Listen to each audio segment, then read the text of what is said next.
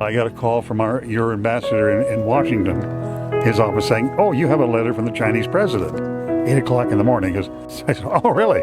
He made a strong point of saying that China always remembers its friends.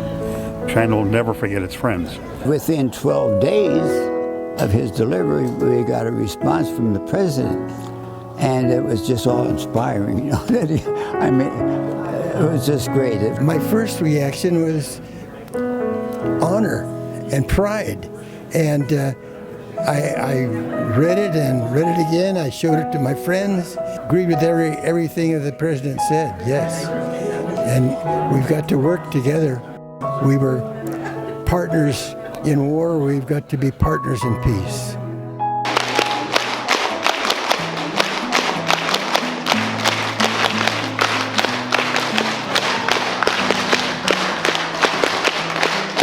As soon as I walked in through the door and saw all those kids clapping and everything, and the excitement that they gave and the greetings, I mean, I did not expect that. It was something that just hit me right here. And then it unfolded and it just got bigger and bigger and bigger. And I don't know, it just, and then the display, I teared up. I was just emotional about the whole thing.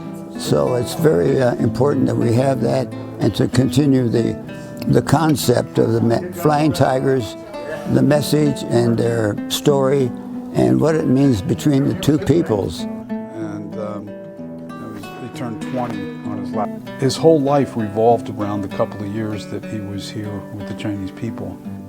Well, I tried to talk to as many people in the United States about the Flying Tigers' relationship with the Chinese people. He said, "It is my fondest hope that the sign of the Flying Tiger will remain aloft as long as it is needed to show two great peoples working toward a common goal in war and peace."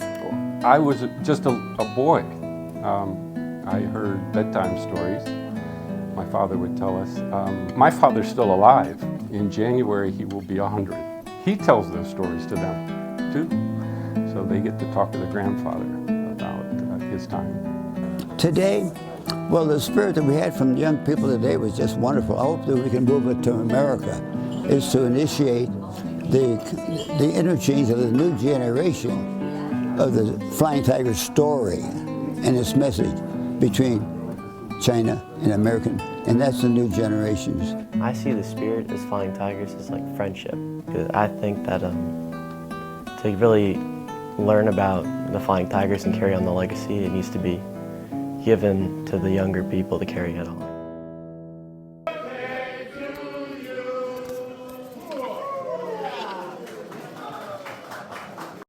Oh, certainly, peace, happiness, and health throughout the world, yeah. Yeah, we just live in the same little globe, you know. His time here, he felt in love with the Chinese people. My father told me often that it's those friendships between the Chinese and American that were forged during the battle are the strongest friendships. As my grandfather said, we fought together as brothers. You know, and when you think of somebody as a family member, you may not always agree with your family member, but you know there's always a bond there. So if we can teach the youth, the young people, about that bond that we shared as a family back during a time of war, then maybe we can rekindle that bond today so that we can work out the differences that we have.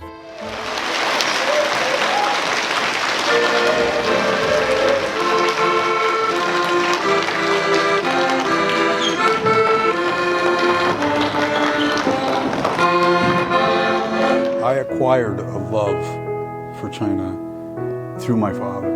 I think also already in a couple of days he understands the mission. He understands the communication that needs to happen to improve the relationships. You really have to be here to experience all the different amazing cultures that China has to offer. Well, they want to come. They would love to come to China and experience it too. I told them one day I'll come back with them.